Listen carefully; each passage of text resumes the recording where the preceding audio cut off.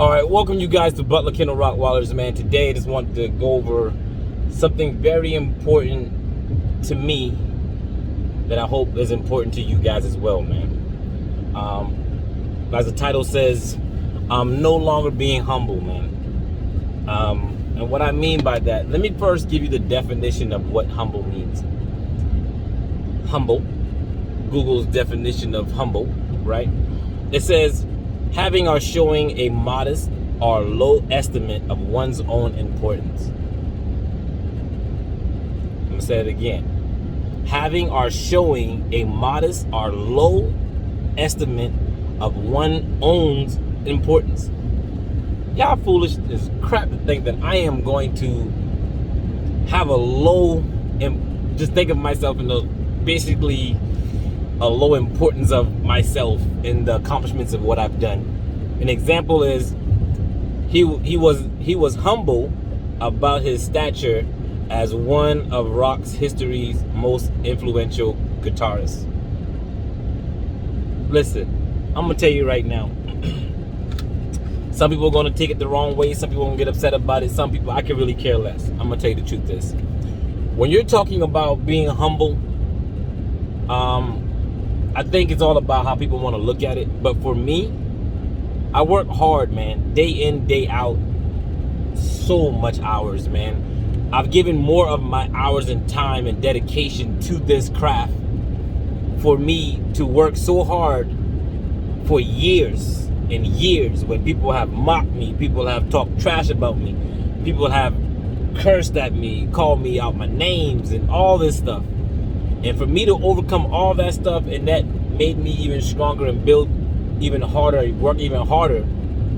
For me to water that down when I made it is crazy.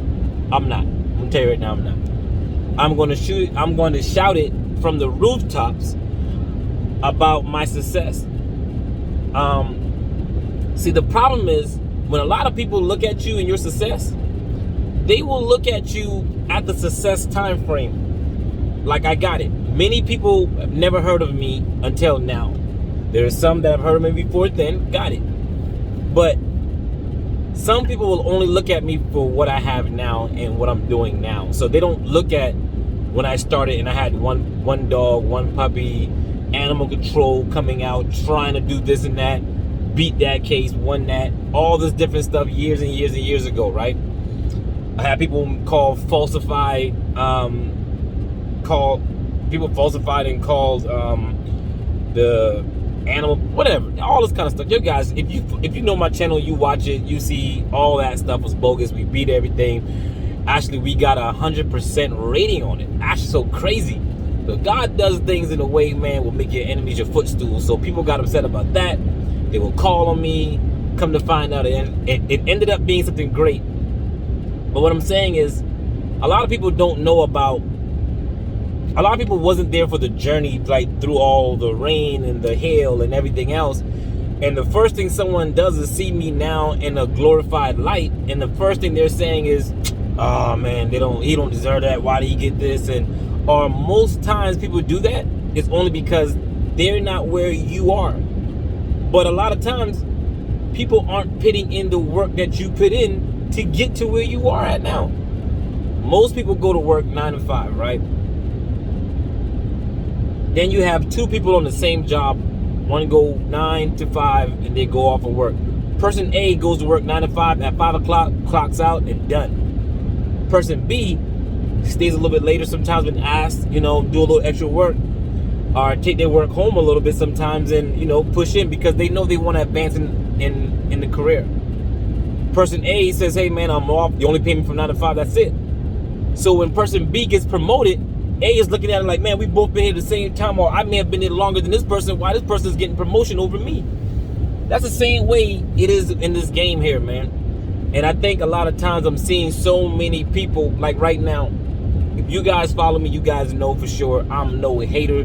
If anything, I probably personally try to build up so many breeders in this world. But you look at now, there's so many breeders in this world that's like, everyone wants to breed now, right? I'm not even knocking it. If you want to breed, go breed. But I think a lot of times I'm seeing more people who are starting to breed is now starting to realize that how much work is in this thing. Some people thought it was going to be a quick, easy job.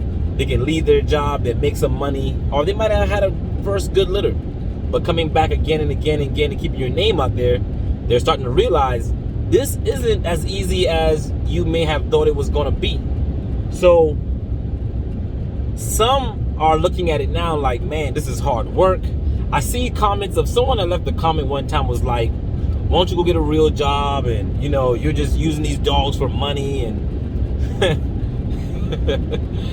anybody who really breeds dogs will tell you in a heartbeat, I mean, truly in this thing, you're gonna put so much money into this business, you're gonna be like, man, before you see a profit, you best believe, be willing to spend that money the right way. I'm gonna tell you right now, be willing to spend that money the right way. Because some people will look at me, look at the truck I drive, look at the cars I have, look at the house, and look at the land and the stuff he's living like, and they think, hey, I want to breed just like that, and I'm going to be just like that. But no one sees the years and the dedication and putting this money up and putting this money back into the business and putting this money, taking these losses, getting hit, because you want to be the person that's going to. There are times when I knew I was right and things still happen badly. I still took the hit on my end to make sure that my clients was going to be taken care of in a manner of, in a good light. You know what I mean? So there are things, man, like I'm telling you, people don't see. Everyone only sees the good side, like the puppies being born and the puppies going home. No one sees sick puppies. No one sees puppies that doesn't make it, or full-grown dogs that don't make it, or adult dog after so long of age passing away, or medical issues, medical bills. Everyone talks about how much the vet costs. I'm talking, not even the vet is some of the least of your concerns. Building your kennels the right way, continue to build. If you guys watch my videos, you guys have seen me build from one small kennel, I started with the 5x10 kennel. I'm not ashamed to tell anybody this, man, because I think that you have to realize, like, man, I'm not ashamed of anything that I've been through. I started with the small dog. I've had a dog that wasn't even registered. My very first Rottweiler I had was not even registered. And now all my dogs are registered now. But I'm saying you grow, and as you grow, and when you know, you do better, right? So, and just because I thought when I got a registered dog that all registered dogs automatically meant that it's a better dog. It doesn't mean that at all either, but I'll get to that another subject. So, I was wondering what this guy was doing. But anyway, that money that I had to put back into my kennels when I'm first starting off, I was like, man, I thought, I had a first litter, and I'm not exact numbers, but I'm just giving you guys an example about what it was. I had a litter of puppies, and this is one of back in the day, right? I'm talking about back in the day. So my litter was already sold out as well too, but they weren't as much, you know what I mean? I think back in the day, you're talking about long 15, 16, 17 years ago, you're talking about $500, $600 dogs or whatever, and you're going from let's just say $1,000 a dog, right? And you're going to that route, and I thought, like, oh, I'm making all this money, I'm gonna be good. I got these, let's say, for example, 10 puppies. I got 10 puppies, and man, I'm gonna make like 1,000 times 10, shoot, $10,000. I'm gonna do good.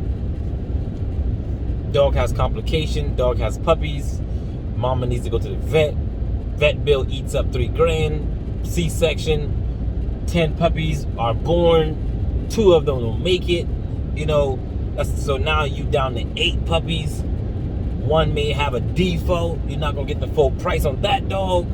So now you start adding it up, and then you got the cost of food, cost of care, the cost of this, that, and the third, and everything else, and you're gonna feed these puppies, and you're gonna give extra stuff to these mama dogs.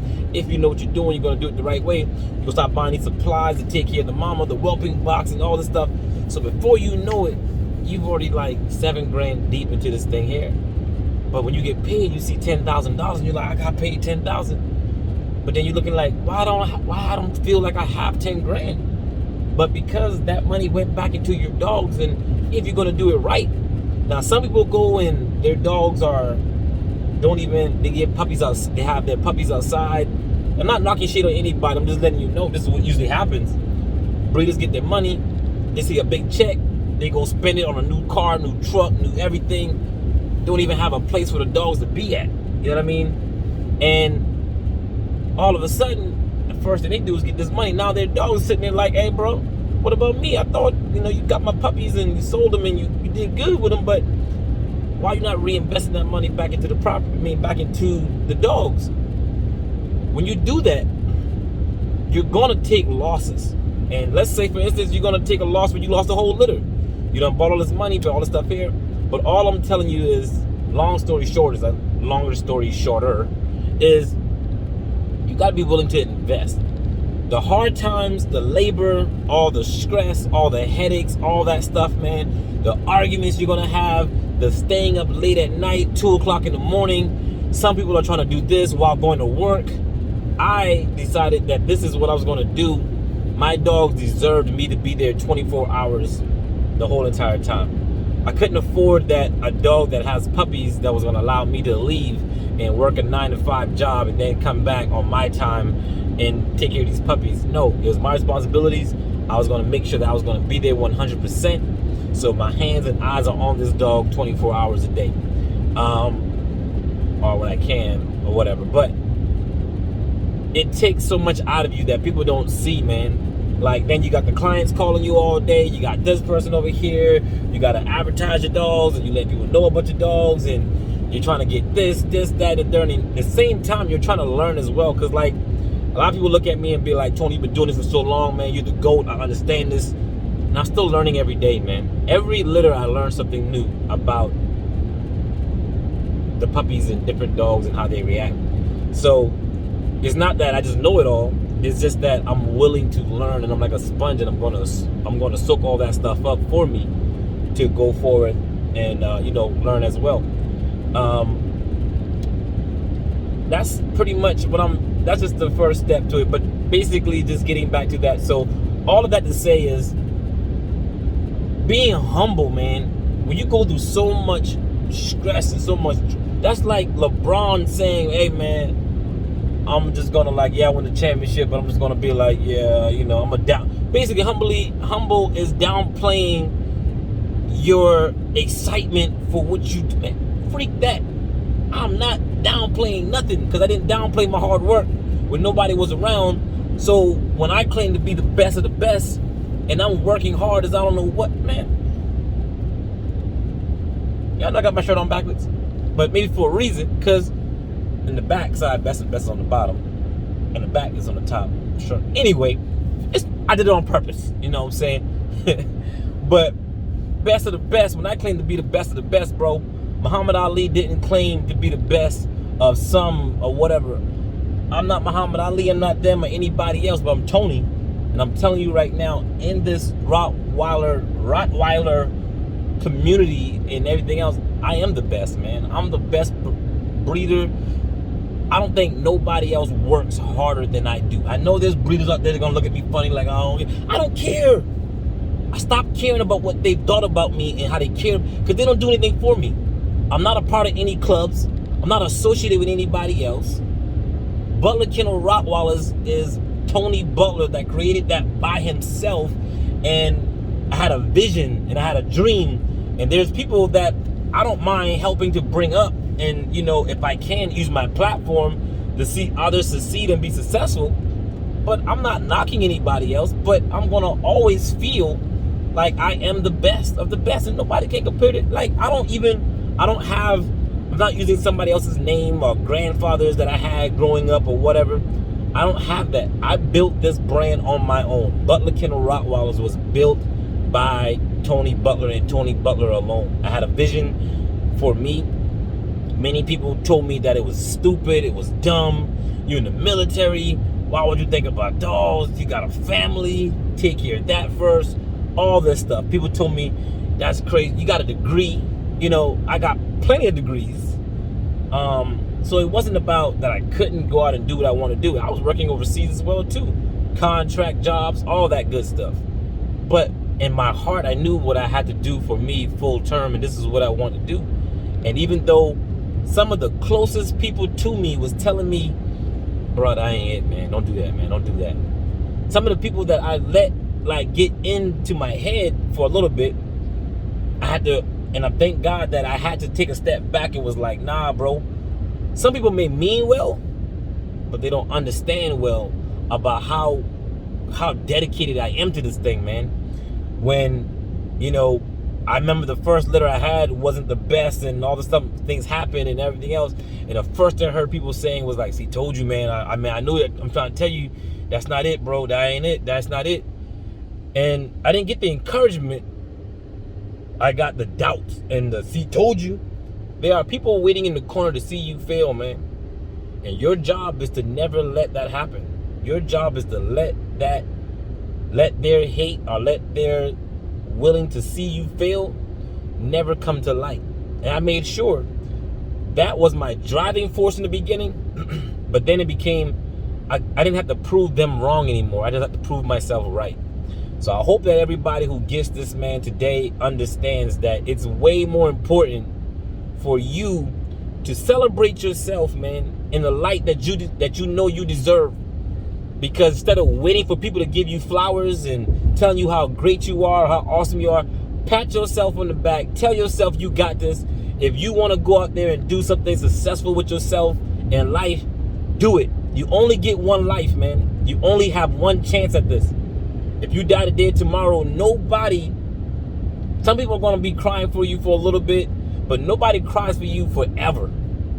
Or they may think about you in their hearts or whatever, but people move on.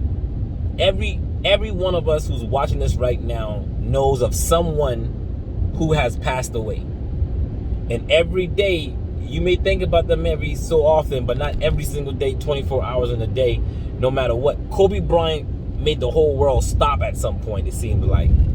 But everybody continually, slowly, gradually went on about their lives. And he's still in the hearts. I'm a big Kobe Bryant fan, man. You know, but I had to move on and continually and, you know, live my life.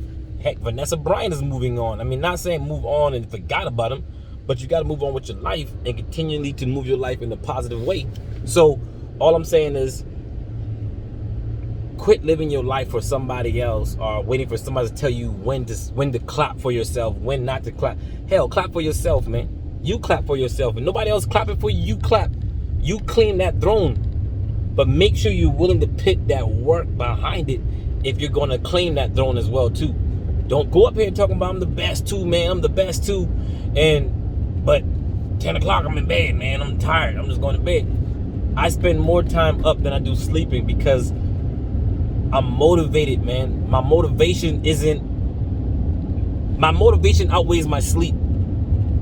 I love what I want more than the rest that I get. You know what I mean? So, and I hope that my work shows throughout my kids and everybody else and anybody who's watching it understands.